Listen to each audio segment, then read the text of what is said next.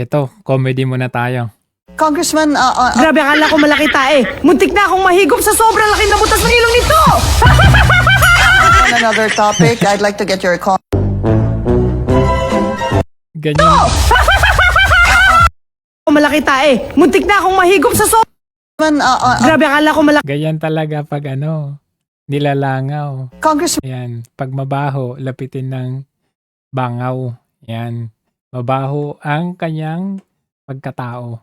Anyway, ang ngayon, ang update, may tayo, Rage Coalition event wherein dito nakita natin ay nagsalita si Senator Bato. And covered by mainstream media ito.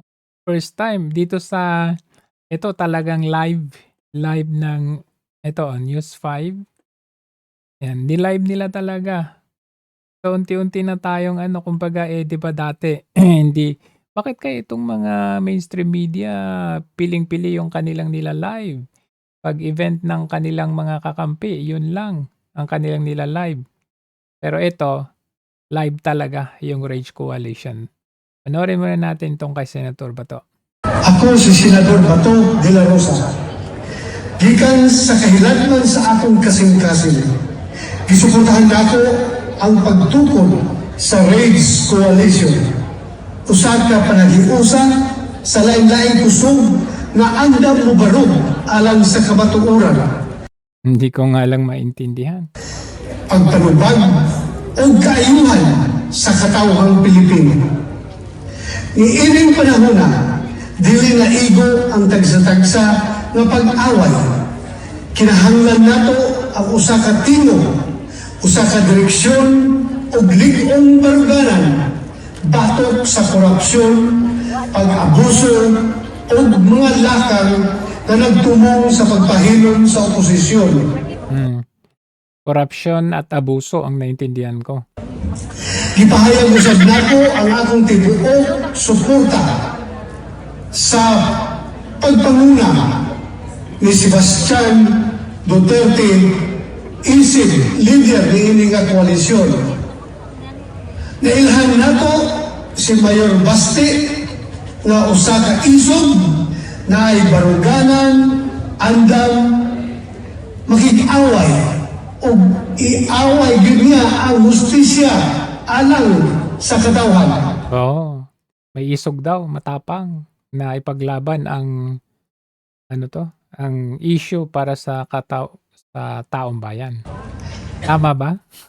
Ug labaw sa tanan, nagpadayon ko sa pagsuporta kang VP Sara Duterte. Pinapabot daw yung kanyang suporta kay VP. Ba, medyo alam Inday natin. Sara na nagpadayon sa pagserbisyo sa atong nasod bisan pa sa mga hagit o pagsulay na iyang giatubang. Dili kami musugot na gamiton ang politika sa pagpahilom sa mga leader na tinuod na nagserbisyo sa katawan. Kining awaya, dili lang alang sa pipila. Kining alang sa tanang Pilipino na nangandoy o tarong na kagamhanan, makatarunganong sistema o mas maayong kaugmaon. Panahon na aron magkahiusa. Panahon na para magkaisa. Panahon Ngayon, tama ba? na aron mubalo. Dagang salamat, mabuhi ang katawhang Pilipino. Mabuhay. So, yan sa News 5 yan. GMA, ganun din. Ganyan. Katawhang Pilipino. Niiling panahon na, dili na igo ang tagsa-tagsa na pag Siyempre, inaabangan ng taong bayan inaabangan ng buong bansa. Yan yung paksa ngayon. Yung warrant of arrest, yung impending warrant of arrest na sinasabi nila. So talagang nakatutok ang buong bansa dito kay Senator Bato de la Rosa kung saan siya ngayon. Siyempre, luluwa yung mata ng mga yan Hinahanap nila na hindi nila mahanap. Sayang naman ang pera ng taong bayan. Hindi naman nila magamit-gamit ang kanilang pondo, intelligence funds, Yung confidential funds, hindi nila magamit kasi binulsa nila. Ginastos nila para sa sarili nila. Kasi kung talaga sila, atong ang pangalan, di nila mahanap. Oh, Zaldico, ginastos ang pera natin, di naman nila nakuha. So, yan ang ang klase ng gobyerno meron tayo ngayon. And for the longer version ng coalition, ng Rage Coalition, attendance, Regal Oliva, nga alliance or the Reform Alliance for Accountability, Good Governance and Ethics or RAGE. Ug tinuod gyud, we are enraged today.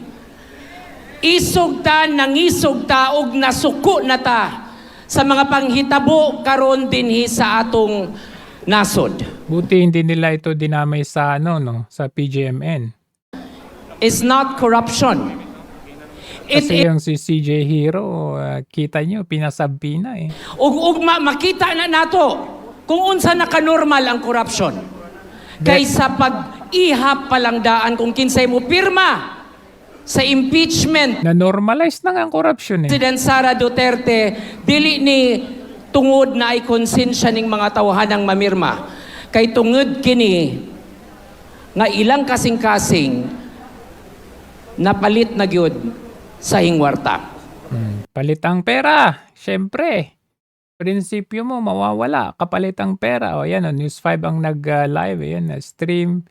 Ni-live talaga nila. Nag-ampo pa kita and we are still hoping for that. But then again, we also have to expect the inevitable. Expected naman kini nga mahitabog yun. Oo, kakasuhan nila ang gusto nilang kasuhan. Ganun talaga. We still have a few more hours before the articles of impeachment will be forwarded, will be voted upon in the plenary Bukas na. of Congress. So I hope they stop. But if they will not, let us be vigilant with our senators. Nga dili gyud nila i-convict si Vice President Sara Duterte. Mananalo yung 9 yan. Baka nga more than 9 eh. Is Vice President Sara Duterte guilty? Is Vice President No. Duterte committing crimes against Article 11 of the 1987 Constitution? No. Big no. Ug ato nang usa-usahon, upat man nakabo. Next na pakinggan natin si Atty. Rowena Guanzon. Ayan. Grabe yung attendance ngayon, no? Mga malalaking tao. Mga bigatin. Ayan. Atty. Rowena Guanzon. Thursday. Tanang nga mga bayot nga gananay. Biruin ninyo. Pinklawan to, Dilawan to. Kadap na lag mga iro. Ha? For Dilawan na change ng kanyang stand or position. Ano yun? Monumental yun. Hindi po biro yun. Kasi, kumbaga nakita niya yung the other side of the coin. And here we are now. Here she is now. Nga naadiri ang Rage Coalition sa Bacolod. Kung isa-isahin ko dito, ang mga kaibigan ko, ay, Bacolod naman. Bacolod. Unsa man ni kaibigan mangugog man. Bacolod. Isa-isahon ko ako mga amigo dire. Mahuman na lang tag sa kaoras wa pata maka-speech. Pero unahon na lang nako kinsa may pinakagwapo dire. Baste. Si Bebot Bello god. Bebot. Bot, migo na ako ni si Bebot. 1970s garali pa mi. Mao ni akong rally buddy. Tanan patay na. Siya na lang yung nabuhi. Lahat patay na. Siya na lang buhay. Ay. So sentimental kaning Cebu. Oo nga pala, nung balita kay Mo mas kay Atty. Medialdea. sugod pag yun kaning Cebu. Diba nung last na event medyo siya? Yeah? Nya ako 12 years old pag yun ko anti-Marcos na yun ko. Oo. Wag yun ko nag-ilis ana kay ingnan tara mong tanan kamo mga bugo gyud mo. Consistent eh. Boto ni BBM kay adik lagi yun. Dana budo lagi mo. Saka ang kamay kung sino ang nabudol. Kamay! Yung mga kasamaan mo, kain suka, kain tae, hindi na never again eh. Tumayo ang nabudol! Ayun, marami yan. Hawak ko ang beat, hawak ko. Grabe nangyari sa atin. Saka ang grabe karon sa Pilipinas, grabe. Unemployment, up, up, up. Underemployment, 6-point-something%. Underemployment, unemployment, 2.4%. Total of 8.9% ang walay mga trabaho o di Grabe ah. angay nga trabaho sa ilaha. Yan ang tunay na disaster. Tatak Marcos, kama. Man-made ni BBM gang sa ato Nako, man. Nagikawatan na ta. Wa pagkitrabaho mga tao. Gutom ang Pilipino. Ayun yung pinamana niya sa atin eh. Kasi naging jobless siya. 6 years siyang jobless. Nung naging presidente, ginawa din tayong jobless. 1%. Unsa man kanu sa pa man siya kuhaon ni Lord? Hindi naman siya kasi good boy kaya hindi pa kinukuha ni Lord. 7 years old pa ko, wag yung kukuyawan, ano niya? 1988, nag-mayor kami ni Digong. 1986, i-appoint ko mayor ni Cory sa Cadiz, si Mayor Digong Duterte, Vice Mayor sa Davao niya. Nagkita mi uli in 1988 after we won the election and I was Vice President of the League of Cities of the Philippines. I first met Rodrigo Duterte when I visited Davao because yung mga taga Manila na mga presidente, mga officers ng League of Cities, ayaw pumunta sa Davao kaya nahadlok sila. Ayaw daw nila. Sa NPA, nga andyan man si Digong Duterte. That's how I met him. And the second time I met him again on paper was a disqualification case. Disqualification. George, kay kaning bright kaing dinyo ba? Nag-file mag-certificate of candidacy for Mayor of Pasay? Pastilan, gigunitan ng tadinyo, gibunggo-bunggo. Rest his soul, namatay na biyas dinyo, eh. Sorry kayo dong. So the question was whether or not Digong Duterte should be disqualified for substituting as mayor or substituting as president. And the case was raffled to me. Alam nyo ako, ito talaga ang palad ko eh. Wala akong nakukuha ang kaso na madali. Lahat ng kaso nakukuha ko mahirap. As you all know, I am good friends with Senate President Franklin Drilon from Iloilo.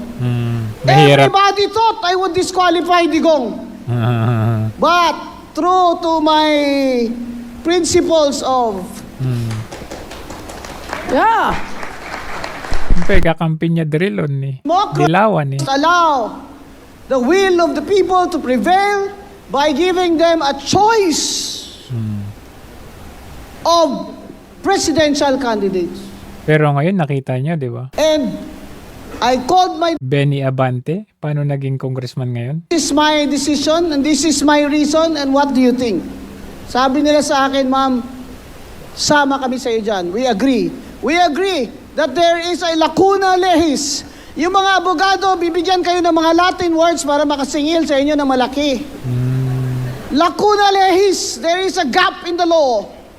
And the gap in the law, I will interpret Ano yun, ililihis? democracy and the people. Therefore, give them Rodrigo Duterte!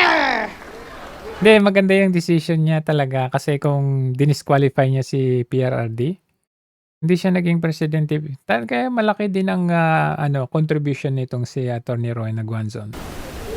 Deserve din naman niya to be with us. As I said to him when he was mayor and I visited him, I said, you are destined to be, I said, this man is destined to be a national leader someday.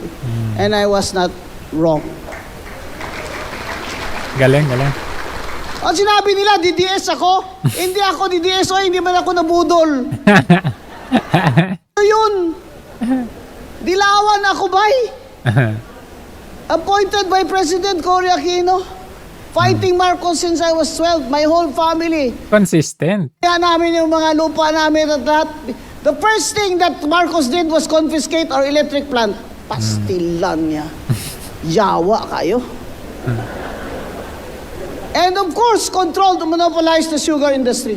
That is why Negros Occidental will never let a Marcos win in our province. Yan. History yung kanyang sinasabi. Gusto nyo mapanood yung history na yan? Mas maganda mapanood natin yan ng buo. Yan. Tuloy muna natin to, hanapin ko And yan. now, that's why I'm telling you all this background, just to show you that this is really a coalition. Rage is a coalition because I am not a DDS. I am not from Davao. I was commissioner when he ran for president. So you people who are asking, hindi naman yan siya nag-support kay Digong nung sa una pa, sa buguan ni Muoy. Commissioner lagi ko kumilig. Anong man bastante na akong si tatay pa, bastante na wala kung mo siya disqualify. Bastante. Oh, yung mga mistiso dyan, ipa-explain mo dyan kay George Arnaez kung ano ang bastante. My friends, Bisaya kay kong dako.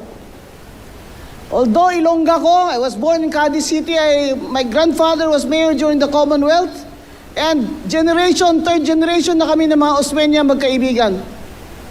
Dahil dyan, kami ni Tami, dungan po binagmayo, niya amigo kami kaayo, karon, 5 na lang ming buhi, ipriso pa nila sa Digong. Wa na ko'y bistahan sa Cebu, si Tami na lang yun. Mga bobo sila eh. Unya, fight lang yapon mi ni Marcos. And that is what we have in common.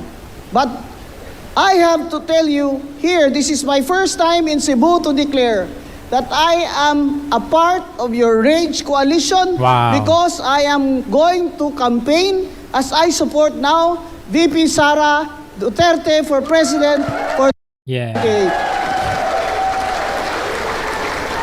Ang mga Bisaya, #1 voting population ng Cebu, you have to deliver the votes. You have Wisely. to have a turnout of 98% because kamo, sige na mo, ano gani Henry ang ano gani? Tikal bala, tikal? Ha?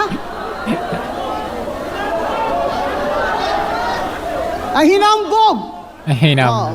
Hinambog na mo nga, Cebu ka na, Duterte pa rin. Nga, diliman mo magboto. Ang inyong mga amigo, mga sa bukid, wala man ninyo girehistro. Ako, commissioner ako, bibilang ako ng boto. Ayoko ng promise na hindi nyo naman pala ma-deliver. Kaya kailangan ngayon, dito sa Rage Coalition, pag uwi natin, we have to connect with our communities para, by our example, ma-convince natin sila wag Sara Duterte all the way. Wala karon. Mayon tag inyo kung i-adapt diha Cebu sa Leyte. Leyte, asa mo Leyte? Napansin nyo kung ano man ang naitatatag ng Duterte, like maisog, ngayon rage, tapang at malasakit, talagang tumatatak eh. Tumatatak talaga kasi yun yung pusong totoong Pinoy eh. Si Martin, ikulong si Martin. Ang taga Bohol, attorney, salamat kayo sa Okay, inyo ha. next. Ang mga taga Tingnan natin Iloilo, si- Nadia, raise your hand. Yan. Gamay na sila pero daghang mga sukal din to. Okay na. Gamay lang sila pero we will have a caravan. Ito naman si Attorney Harold Respicio. Animated eh. Tingnan nga natin.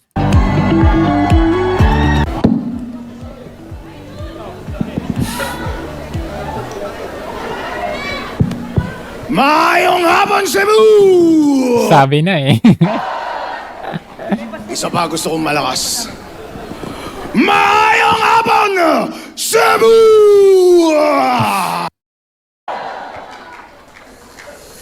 Alam ko dito sa Cebu, dito unang nangyari ang gawang kabayanihan 500 years ago. Nung pinatay ni Lapu-Lapu si Magellan. Ngayong panahong ito, may nananawagan ulit sa inyo. Gusto niyo na bang patayin? Patay tayo dyan. Sandali. Makasuhan ka niyan. Pwedeng sumagot kayo ng oo. Pero baka makulong kayo, ha? Tapusin nyo yung tanong ko. Pag agree kayo, sumagot kayo ng oo ng napakalakas. Delikado yan. Gusto nyo bang patayin ang korupsyon Ayaw. sa Pilipinas? Yun. Corruption yan, safe. Alright. One case of... Putulin ang ulo Pero- ng corruption. Yan. Sino ba ang ulo ng korupsyon? Ay, patay tayo. Ulit. Alright. Ulo Sino nga. yan? Ulo nga sinabi. One case avoided. One case avoided. Pero alam nyo na kung sino yan. Sino ba ang ulo ng korupsyon? Hindi nila Alright. walang magsabi. Si Atty. Harold Respicio, Vice Mayor ng Reyna Mercedes Isabela. Galing po ako sa Cagayan Valley, sa Northern Luzon. Walang nakapagsabi ng ulo ng corruption na delikado, makasuhan.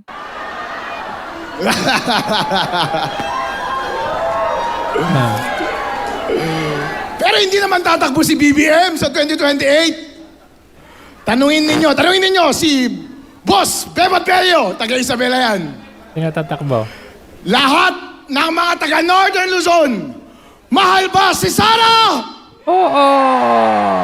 Yun ang totoo. Mahal. Kakampi ba natin ang tama? At ano ang tama ngayon? Patayin! Patayin. Patayin. Delikado tayo dyan. Ang tama ay ipreserba natin ang demokrasya ng ating bansa. Tama po ba? Ang ibig sabihin po ng democracy ay ang taong bayan ang mamimili direkta ng taong mamumuno sa kanila. Tama po? Tama. Sino ang gusto ng taong bayan? Si Sara ba?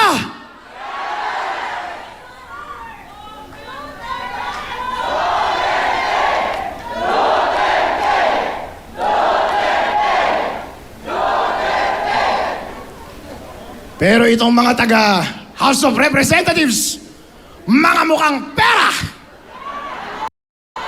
Yun lang. Kasuhan ka pa rin dyan. Si Kiko naman. Tingnan natin si Kiko. Kaya kayong ako may kaso din. Si Mike, malapit na rin kaming makulong! Ang dami yung kaso. Malapit na rin! Tad-tad. Wala kayo! Pero dyan po nag-uumpisa yan. Dinadana lang sa joke, no? Pero seryosong usapan Ito, yan. baka ituloy pa rin talaga nilang hindi patakbuhin si BP Sara. Posible, hindi po ba? Oo. Pero posible bang patayin? Ayan na naman, patayin. Ito ang tanong na seryoso. Kapag hindi na gumagana ang foundational principle ng ating konstitusyon na demokrasya, ano ang sagot? Pababain. Hey! Revolusyon. Oy, delikado ka dyan. Revolusyon! Baliwalain natin ang konstitusyon, di ba? Nako, patay tayo dyan. So, May inciting tayo. revolusyon? Wow! Willing ba kayong mamatay? O sige, sumagot kayo ngayon ng napakalakas. Parang naririnig ko yung boses ng mga loyalista nga. Kung sakasakali, Alam niyo na sasabihin nila dyan. tawagin ulit kayo ng kabayanihan, sasagot po ba kayo? Duterte! Hindi lahat sumagot eh. Takot ba kayo? Yeah, buddy. Thank you so much. Next naman si Kiko. Na miyembro. Future for our country. Thank you Dubai for our sure win. Bukas mas madami pa tayo sa atin. Syempre, Konstitusyon. Wow! soon everyone. Bukas balik na tayo sa Crocodile Farm. Butahan na para sa impeachment at alam ko, katulad ng sinabi ni Vice Mayor Harold, May maboboto ng yes, mayayaman na naman, Patay tayo. pero para sa atin, syempre no vote tayo dahil ang kinabukasan ng Pilipinas ay Duterte 2028. Mukhang sure win na ang Duterte sa Cebu and sure win na sila sa Cavite. But we Nako. have to expand, we have to grow our numbers. Today, ang dami natin. Bukas, mas madami pa tayo. And sa 2028, sure win na, landslide victory tayo. So to everyone here, thank you for joining. Thank you for showing your support. We will fight for our future. We will die for our future. But we will create a good future for our country. Thank you, Duterte 2028. God bless. Simple lang, no? Very short, pero rock. Yeah. Banat. Thank you so much, Congressman Miao Barzaga. Next, we have Congressman Harold Duterte. Okay, so ngayon tignan naman natin si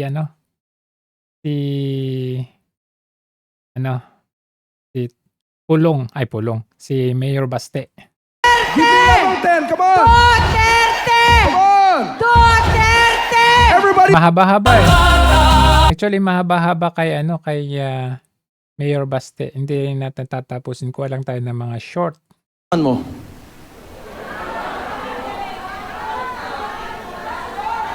Wa ko'y masabtan kaya nagdungan-dungan mong storya. Pero kaya ba mo ba, ang kapoy na ba yun kayo sinuod lang? Kaya magtanaw mo, pagani ko na ho magstorya, noon sa man taon mo eh. Di ba, ako, magtanaw ko sa mga taong gaantos.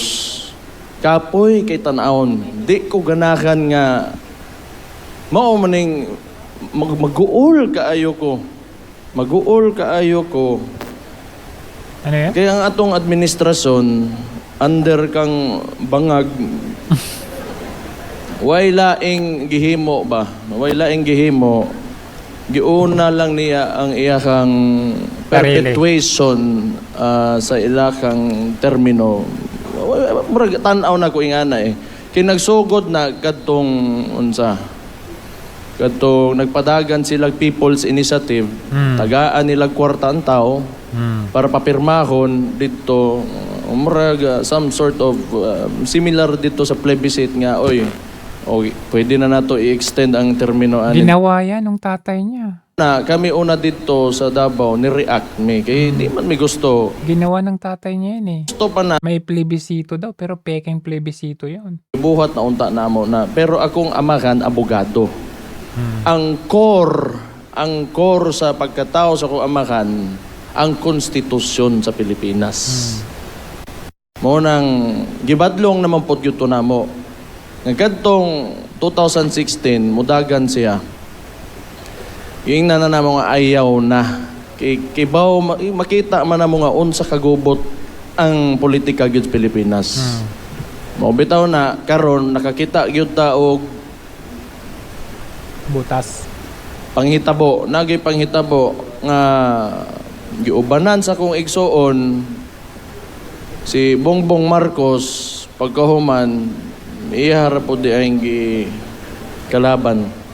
Unya, gikan adto pagsugod pa lang kibaw ba mo nakabantay ko nga magkandalitsi na gyud tong unsa kaning termino sa presidente kadtong gibuhian nila nga alleged narco-politician si Laila de Lima. Kay unang-una balikan nato ang plataporma ni former President Rodrigo Roa Duterte, Droga. drugs and corruption. Unya tan-awa ninyo karon unsay nibalik. Nibalik ang drugs, nibalik ang corruption. Oo, napanood niyo yung sinabi ni Mr. Nobody? Yung naon tay utok nga pwede ni pasok Hindi na safe. I don't feel safe anymore, sabi niya. patrabahoon nimo, manaka na nuog bukid. Tanang problema nga nawagtang na unta, way laing gibuhat ning bangag nga presidente, giuli ra niya tanan. Kay ngano? Kay tan-aw niya maoy mahimo niyang kauban para lang wa say kontra. nga akong igsuon. Gagitan-aw niya na kontra, wa man pod mi nang hilabot nila. Gi-endorso gani sa akong igsuon para mahimo sa presidente. Pangutan-on ta mo, Cebu. Kana si Bongbong Marcos, mudaog na dire sa inyong probinsya kung wa na siya gi-endorso ni Inday Sara. Oo Los niya. Wala talagang boboto sa kanya dyan. Ingon paganis John Abinis, ikaw Marcos yawa yung ka. Na si John Abinis, ang lingaw ko siyang dagway. Oy.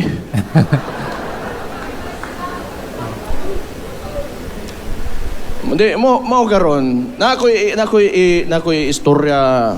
Nakoy gusto ipaabot kay ang ginaatubang nato karon impeachment man ni Vice President Inday Sara. Tan-awa ninyo. Moingon sila 200 kapin na daw ang ilahang mga congressman ko no nga unsa nga moboto for impeachment. O di butanda lang na ana.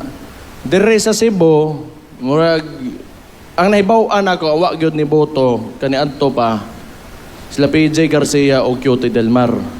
Mao na karon ni amang ko dire gusto na ko ni kaninga higayon gusto na ko gamiton nga moingon sa akong kinasing-kasing nga pasalamat nga nibarog mo para sa ako ang igsoon ug labi na para sa akong amahan. Salamat kayo ana ng duha. So naamantay na dunggan nga ning gawas nga unsa ni. Unsa may ihatag ko no sa mga congressman kung affirmative sila for impeachment. So na ay 200 million infra kanistorya ra niya basta ingno na tangin na priso na di pa bata pa kay ko sinuod lang hindi na mapugkayo pero kanang gasogo sa ila nga bata nga murag tumboy kana sa charis wa pagani siguro nagibolbol pagkaway angay gana ng putang inahan na.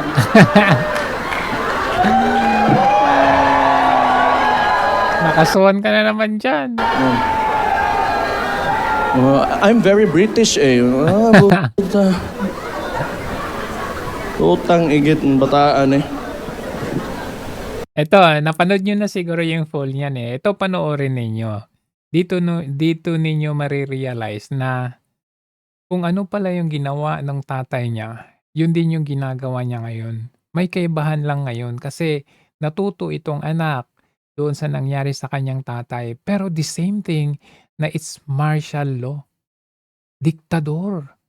Ang ginawa niya kasi ngayon, gumamit siya ng pera. Noong kasi si Marcos, pinagkukuha niya lahat ng mga yung mga ari-arian, mga kumpanya, pinagkukuha niya. Kaya siyempre talaga magagalit yung Ang ginawa ni Marcos ngayon, hindi niya literal na pinagkukuha yung pero ginamit niya ang pera ng taong bayan to feed these crooks, these people, para kumampi sa kanya.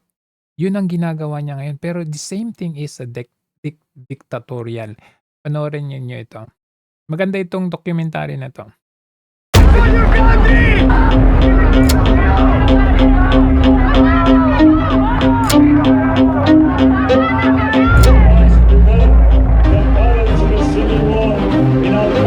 Mr. Marcos is determined to remain permanent dictator. Ensure that a new framework of governance is put in place without further delay. Demanding my ouster and fomenting political and economic instability. Bakit nga ba parang ang gulo ng politika sa Pilipinas? And the sooner, the better. It's time to start the great debate on cartage. I don't think there's a necessary detriment to getting foreign investors in this country.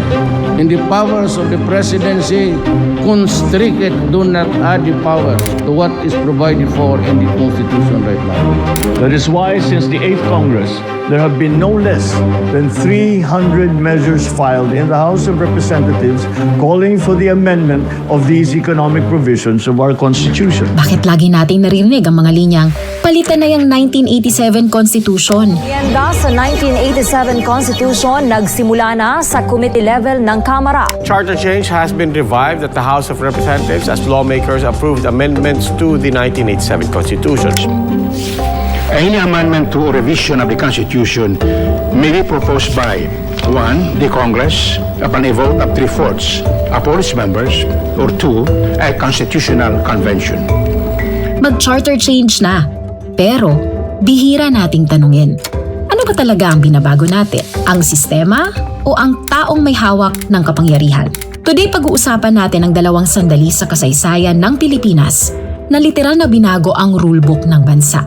Ang 1973 Constitution sa ilalim ni dating Presidente Ferdinand Marcos at ang 1987 Constitution pagkatapos ng People Power. Dalawang konstitusyon, isang bansa, magkabilang dulo ng tanong na para saan ba ang batas? Para sa tao o para sa iisang tao?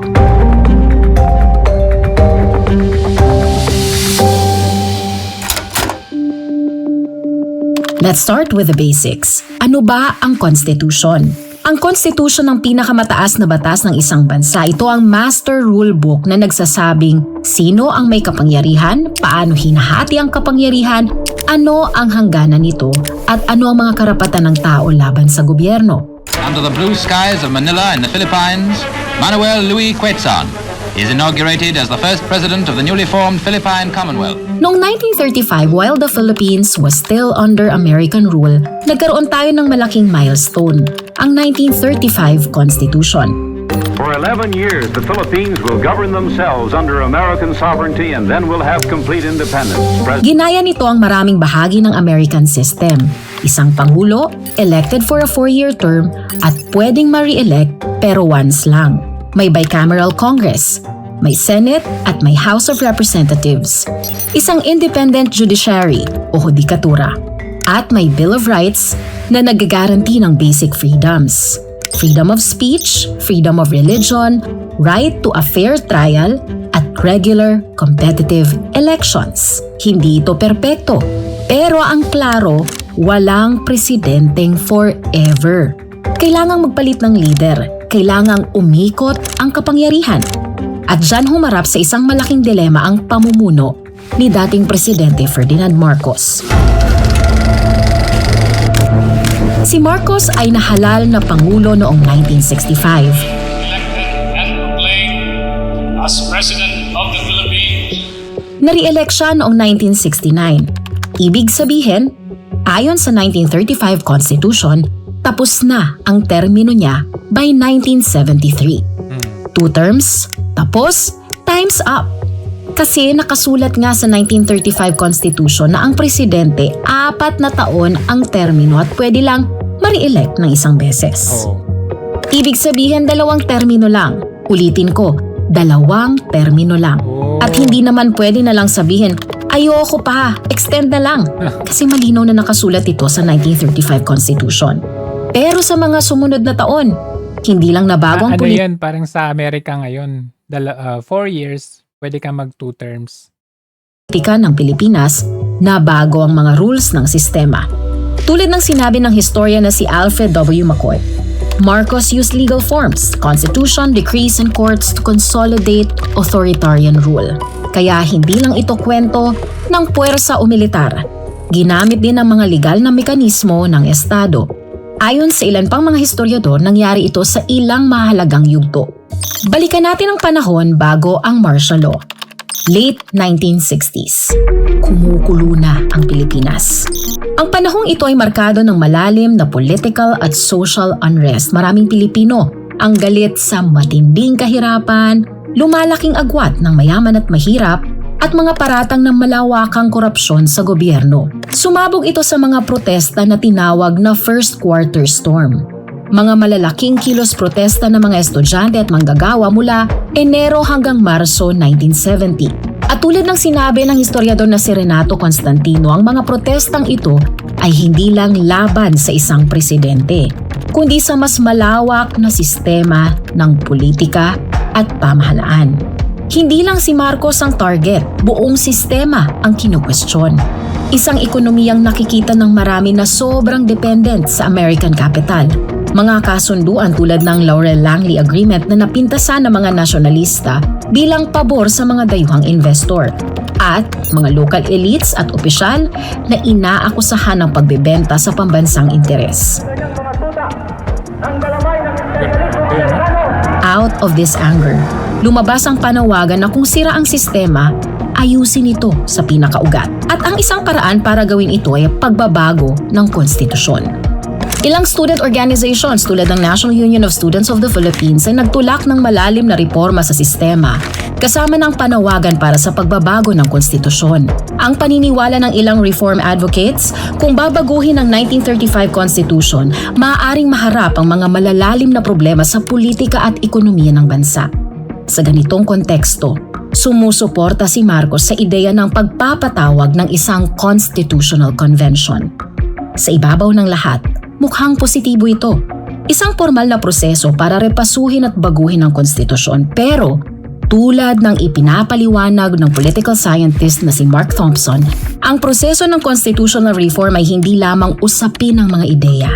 Naging bahagi rin ito ng mas malawak na labanan para sa kapangyarihan. Kasi talaga namang may kilusan para sa reforma, pero habang tumatakbo ang proseso, nabago ang tanong Hindi na lang papalitan ba ang konstitusyon, kundi sino ang kokontrol sa bagong konstitusyon. Yun ang tanong. November 10, 1970. Nahalala mga delegado sa Constitutional Convention. This was the great desire of our forebears, their one vision, their one dream, the dream of freedom. And today, At noong June 1, 1971, nagbukas na ang convention. Pero halos simula pa lang, mainit na ang labanan. Maraming delegado ang gustong maglagay ng mga probisyon na maglilimita sa kapangyarihan ni Presidente Marcos. Kasama rito ang mga panukalang walang extension ng termino. At walang paraan para makalipat siya sa bagong makapangyarihang posisyon sa ilalim ng bagong sistema. Sa madaling salita, pwede ang reforma. Pero hindi para i-extend ang power ni Marcos. Pero noong 1972, sumabog ang isang malaking bribery scandal sa loob ng convention. May mga delegado kasi na nagbunyag na sila ay inalok ng pera upang suportahan ang mga probisyong mas pabor sa administrasyon. Ang mga aligasyong ito ay umabot pa sa investigasyon ng Senado. At sa mga paratang na lumabas, nabanggit pa ang pangalan ni First Lady Imelda Marcos bagaman hindi ito nahatulan sa korte. Unti-unti ang convention na inaasahang mag-aayos ng sistema ay nabalot ng matinding politika at kontrobersya. Pero hindi pa ito ang pinakamalaking pagbabago sa mga pangyayari. Noong August 21, 1971 nangyari ang Plaza Miranda bombing.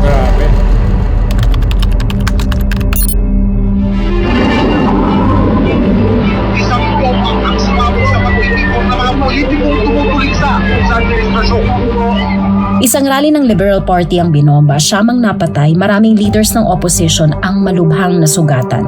Hanggang ngayon, hindi pa rin malinaw kung sino talaga ang may pananagutan sa pambobombang ito. Pero ang politikal na epekto ng pangyayaring ito ay agad na naramdaman.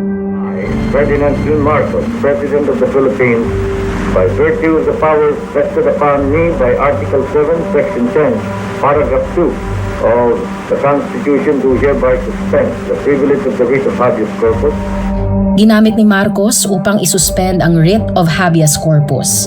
Ibig sabihin, mas madali nang maaresto ang mga pinaghihinalaang kalaban ng gobyerno at pwede silang ikulong nang hindi agad na dadala sa korte upang kwestiyonin ang kanilang pagkakaaresto. So sinadya niya yun. Sinadya niya yung plan sa Miranda bombing para may rason siyang gawin itong writ of habeas corpus. Pagkalipas ng halos isang taon, September 21, 1972, nilagdaan ni Presidente Marcos ang Proclamation Number 1081. Ayan na. At sa proklamasyong ito, idineklara ang martial law sa buong Pilipinas.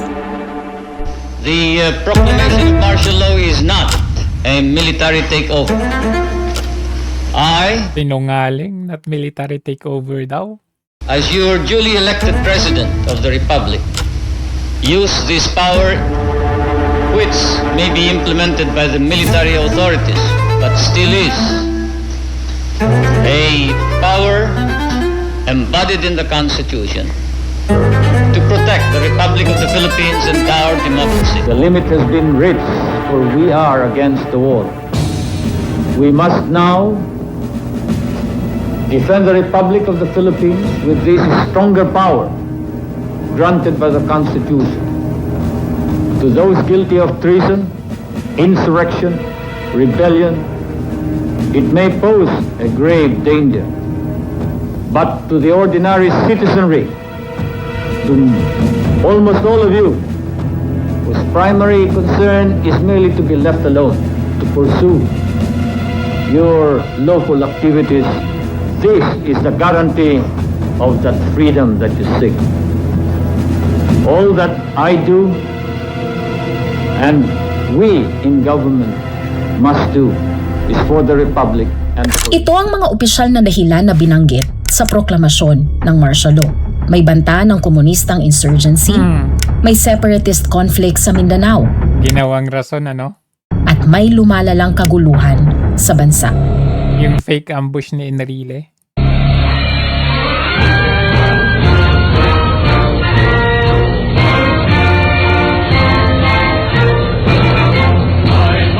Pero sa praktika, nagbigay ito ng malawak na kapangyarihan sa presidente. Napatigil kasi ang operasyon ng Kongreso na kontrol ang mga pangunahing media outfits at libo-libong tao ang inaresto. Kasama rito ang ilang delegado sa Constitutional Convention na kilalang kritiko ng administrasyon. Ang iba ay nakulong, ang iba ay napilitang magtago o mag-exile. Sa puntong ito ang convention na inaasahang magiging independent na tagagawa ng bagong konstitusyon ay nagpapatuloy na habang umiira lang martial law at mas humina na ang mga checks sa kapangyarihan ng presidente. At sa mga sumunod na buwan, nabuo ang isang bagong draft ng konstitusyon. Ayon sa ilang historiador, hindi lang ito simpleng reforma sa sistema kasi ang bagong konstitusyon na ito ay nagbigay ng legal na balangkas para sa isang sistemang tinawag nilang constitutional authoritarianism.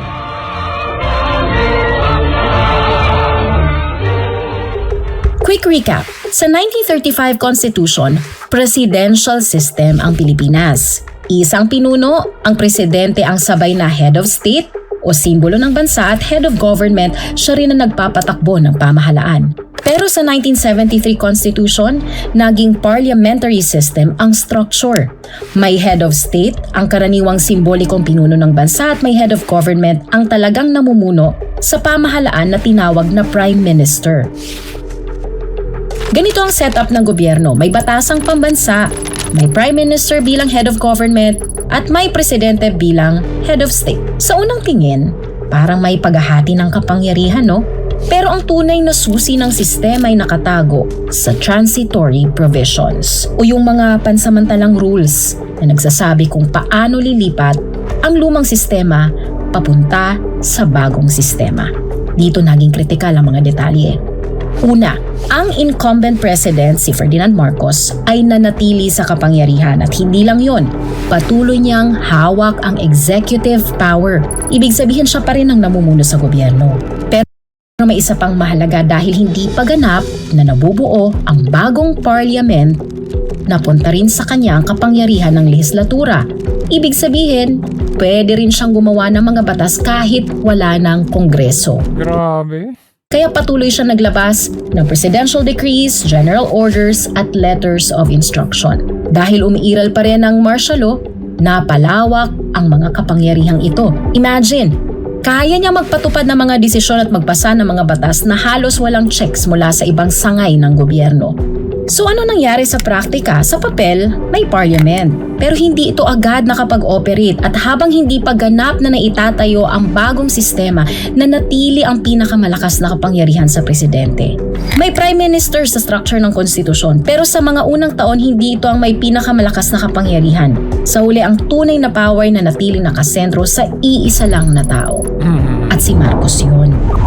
May isa pang malaking tanong, paano nga ba naaprubahan ang konstitusyong ito? Kasi sa normal na proseso, ang bagong konstitusyon ay dapat na dumaan sa plebisito o plebiscite.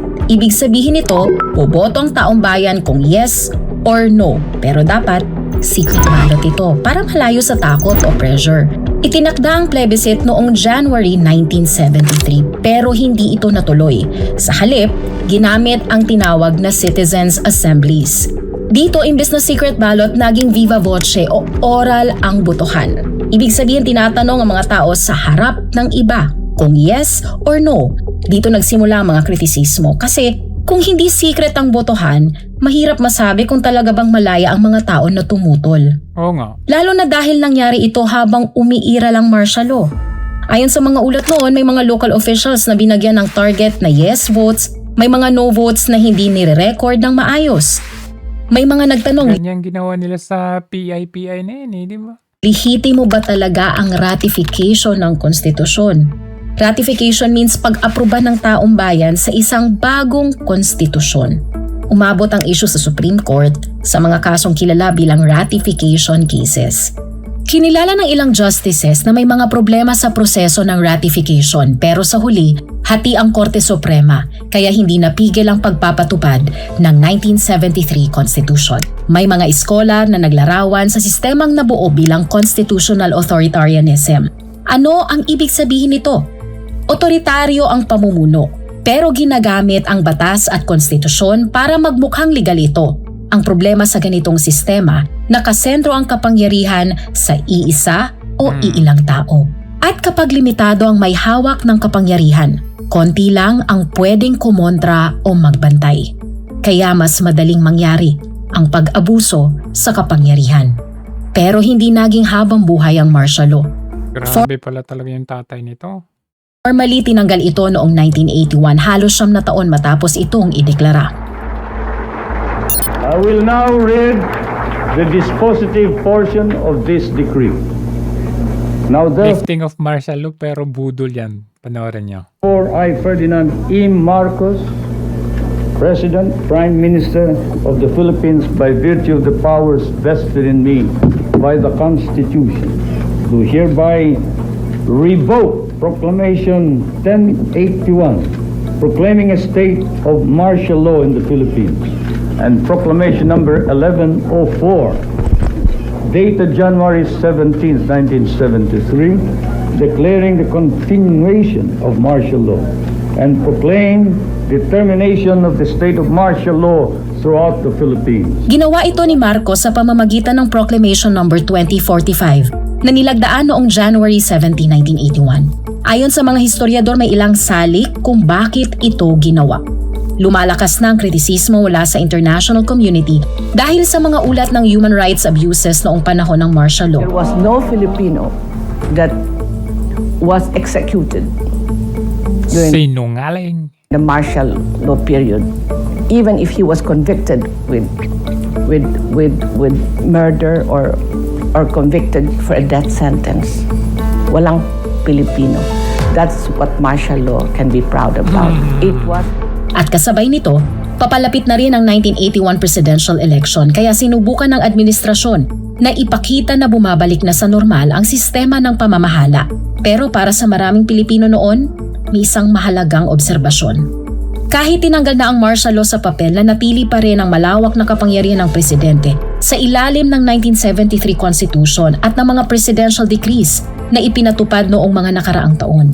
Kaya para sa maraming tao, hindi kailanman naging ganap na kapani-paniwala ang 1973 Constitution. Masyado ito budol, no? Nabahira ng takot, pamimilit at manipulasyon. At ang kawalan ng tiwala na yan ang isa sa mga nag-ambag sa pagbagsak ng rehimeng Marcos. You have to be very ready with your hand camera because this action can become very fast. My feeling is we all have to die sometime. Now, if it's my fate to die by an assassin's bullet, so be it. But I cannot be petrified by inaction or fear of assassination and therefore stay in a corner. I have to suffer with my people. I have to lead them because of the responsibility given to me by our people. Noong August 21, 1983, bumalik sa Pilipinas si Senator Benigno Ninoy Aquino Jr. matapos ang halos 3 taon na exile sa Estados Unidos. Pero pagbaba niya sa eroplano sa Manila International Airport,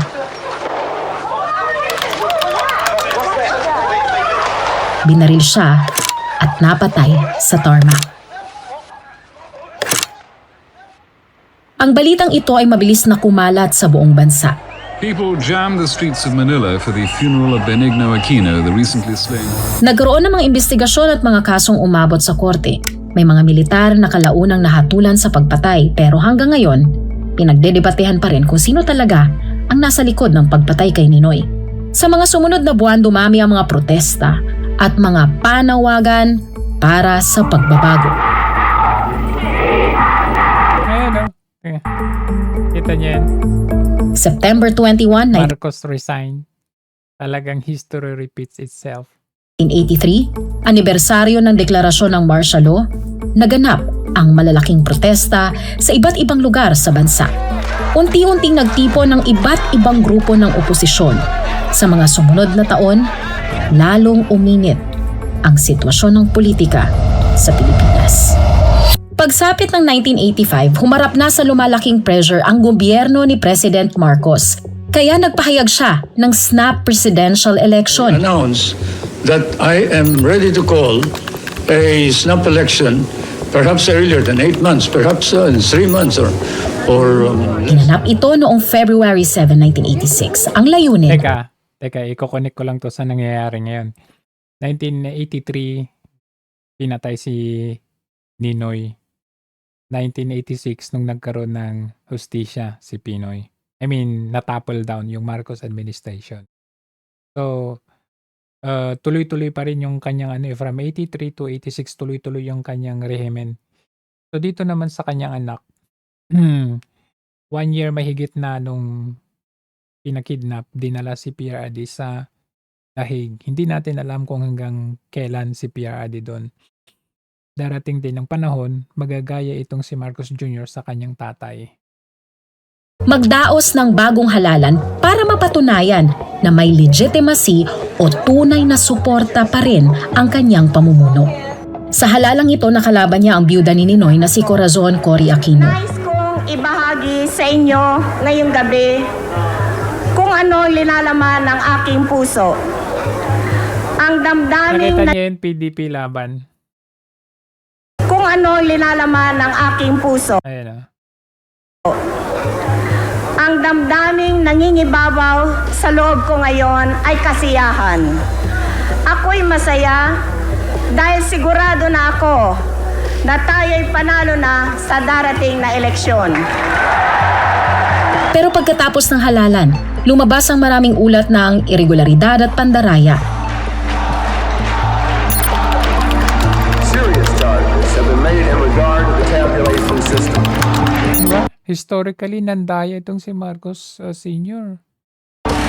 I hereby proclaim Ferdinand E. Marcos as the duly elected President.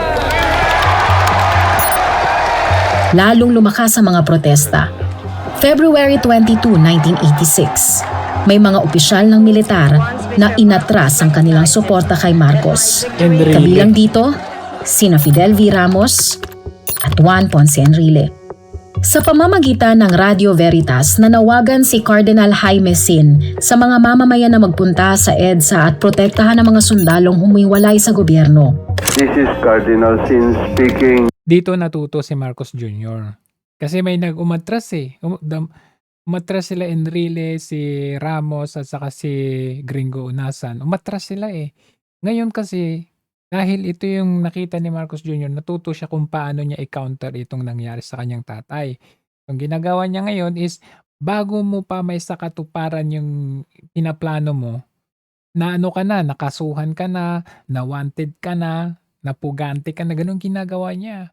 Kumbaga nasusuppress na prior to, bago mangyari yung binabalak mo. Pero ito kila Enrile, nakita nyo, yun ang lesson eh, na hindi niya na-suppress kagad itong pag-back out nila Enrile.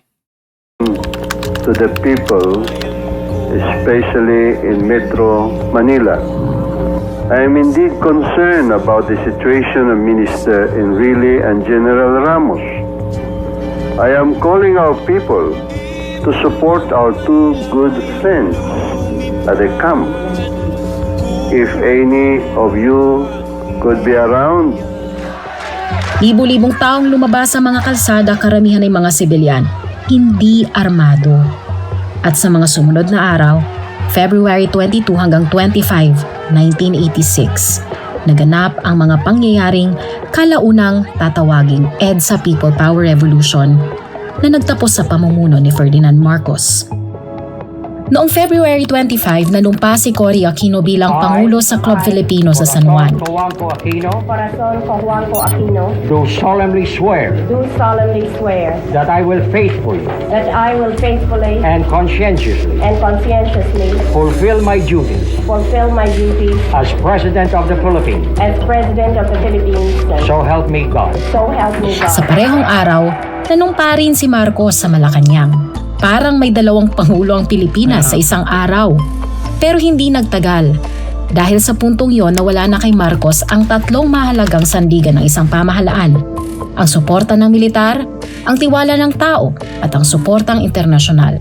Kaya nung araw din na yon, umalis si Marcos at ang kanyang pamilya papuntang Hawaii. Pero naiwan ang isang malaking tanong. Anong konstitusyon ang susundin ng bagong pamahalaan? Dahil bago ang pamamahala, kailangan din ng bagong konstitusyon. Bilang revolutionary president, may malawak na kapangyarihan si Cory Aquino sa panahon na yon. Pero pinili niyang gamitin ang kapangyarihang ito upang ihanda ang bansa sa isang bagong konstitusyon. March 1986, naglabas siya ng Proclamation No. 3. Ito ang nagtatag ng Provisional Constitution na mas kilala bilang Freedom Constitution. Ang layunin nito, magbigay ng pansamantalang balangkas ng pamamahala habang binubuo ang isang bagong konstitusyon.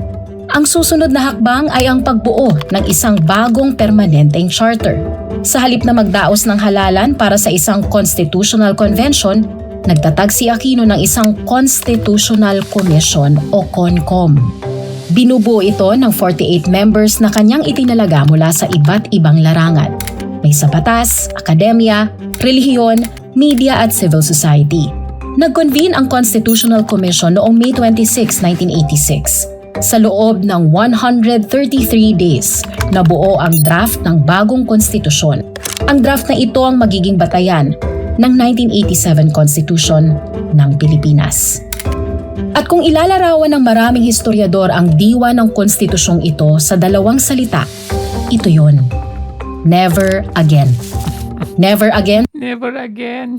sa open-ended martial law, never again sa sobrang konsentrasyon ng kapangyarihan sa isang pinuno, at never again sa militar na higit ang kapangyarihan kaysa sa sibilyan. Pero anong ginagawa nila ngayon? Never again. Why not na ngayon? Never against na ngayon. Pero ano nga bang itsura ng konstitusyong ito? Una, ibinalik nito ang presidential system. Pero may mas malinaw na mga limitasyon sa kapangyarihan. Ang Pangulo ay may isang termino na 6 na taon at hindi pwedeng mahalal muli. Ibinalik din ang bicameral Congress, ang Senate at ang House of Representatives para hatiin ang legislatibong kapangyarihan at magkaroon ng mas maraming checks sa paggawa ng batas. At pinalakas din ang independent judiciary. Ibig sabihin, ang mga hukom at ang Supreme Court ay inaasahang makapagdesisyon batay sa batas, hindi sa utos ng mga politiko. Pangalawa, sabi sa Article 2 Section 3, ang sibilyan ay mas mataas kaysa sa militar, hindi ang kabaliktaran. Pangatlo, binago ang mga kapangyarihan ng Pangulo sa pagdeklara ng martial law. Sa ilalim ng 1987 Constitution, pwede pa rin magdeklara ng martial law ang Pangulo pero may mga limitasyon. Pwede lamang ito kung may aktual na invasion o rebellion at kung kailangan para sa public safety at limitado lang ito sa 60 days. Pwede itong reviewin ng Supreme Court at pwede rin itong baguhin o bawiin ng Kongreso. Ibig sabihin lang, ang martial law ay hindi na open-ended na kapangyarihan. Isa na lang itong emergency tool na may mga bantay. Pang-apat, pinalakas din ng 1987 Constitution ang mga karapatan ng mga mamamayan na nakasaad sa Bill of Rights. Ang mga batas na nagsasabi kung ano ang hindi pwedeng Ito yung nilalabag ni Marcos Jr. ngayon. Bill of Rights. Marami siyang nilalabag dito ngayon. Actually, yung 1987 Constitution, taliwas doon sa Constitution ng tatay ni Marcos Jr. Okay naman yun eh. Kaya lang dito sa panahon ni Marcos Jr., halos nilalabag niya ang lahat ng mga nakapaloob dito.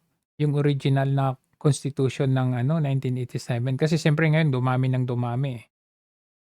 Halos nilabag niya si PRRD, sinunod naman niya eh. Sinunod niya kung ano yung power ng Supreme Court, anong power ng Ombudsman, kumbaga independent sila. Sinunod niya na 6 years lang siya. Hindi siya yung nangarap na ma-extend kagaya ng tatay niya. Pero itong si Marcos Jr., halos lahat. You would imagine, hindi na yung kay Tatay Digong pa lang, hindi na dala sa competent court, parang pinadala pa rin doon. So panay abuso ba ang ginawa ni Marcos Jr. dito sa 1987 Constitution? Gawin ng gobyerno sa isang tao. Halimbawa, hindi ka pwedeng arestuhin ng walang legal na dahilan. May karapatan ka sa maayos. Ngayon, ang ginagawa ni Marcos, arestado ka. Kahit yung kaso mo available, nagiging non-bailable, makukulong ka pa rin. Na paglilitis sa korte, may karapatan ka sa abogado at may kalayaan sa pananalita at pagpapahayag ng opinyon. Ngayon wala kang karapatan, makakasuhan ka. Layunin nito na maiwasan ang mga pag-aabusong nangyari noong panahon ng martial law. At panglima, naglagay ang 1987 Constitution ng mga ahensya na ang trabaho ay magbantay sa pamahalaan. Tinatawag ito na Constitutional Commissions. Kabilang dito ang Commission on Audit o COA, sila ang tumitingin kung saan napupunta ang pera ng gobyerno. Civil Service Commission o CSC, ang nagbabantay sa mga empleyado ng gobyerno. Commission on Elections, ang COA na weaponize ni Marcos Jr. Commission on Elections na weaponize din ni Marcos Jr. Mamahala sa halalan. May isa Ito, pang yung COA sa impeachment dito sa commission si George Garcia ang ginagawa. Ngayon iimbestigahan daw itong pangalan nito si Leviste.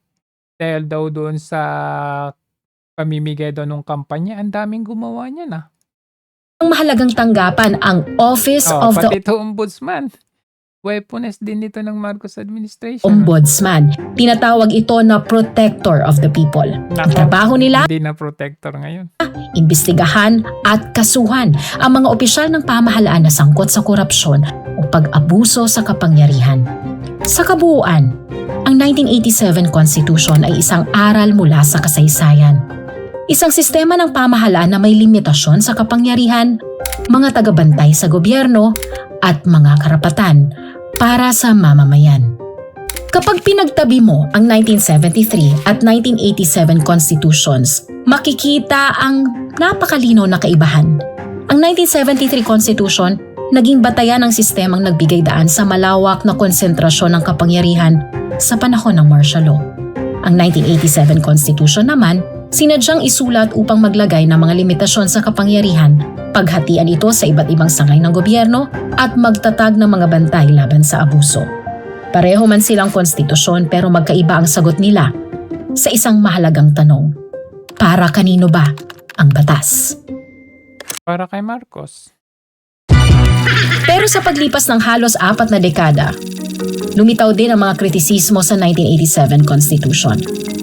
May nagsasabing masyadong restrictive ang mga probisyon sa ekonomiya na naglilimita sa foreign investment. May nagsasabing hindi nito naayos ang problema ng political dynasties.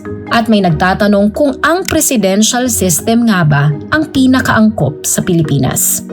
Pero kasabay ng mga punang ito, ang malakas na sentimiento ng pag-iingat. Dahil ang konstitusyon ng 1987 ay isinulat pagkatapos ng isang panahon kung saan naranasan ng bansa kung paano maaaring maging delikado ang sobrang konsentrasyon ng kapangyarihan. Kaya tuwing pinag-uusapan ng charter change, 2 bagay ang sabay na nasa isip ng mga ordinaryong Pilipino. Ang pagnanais na magbago at ang takot na maulit ang mga pagkakamali ng nakaraan. Ang konstitusyon ay hindi lang koleksyon ng mga batas sa papel. Ito ang mga panuntunan na nagtatakda kung paano ginagamit at nililimitahan ang kapangyarihan sa bansa.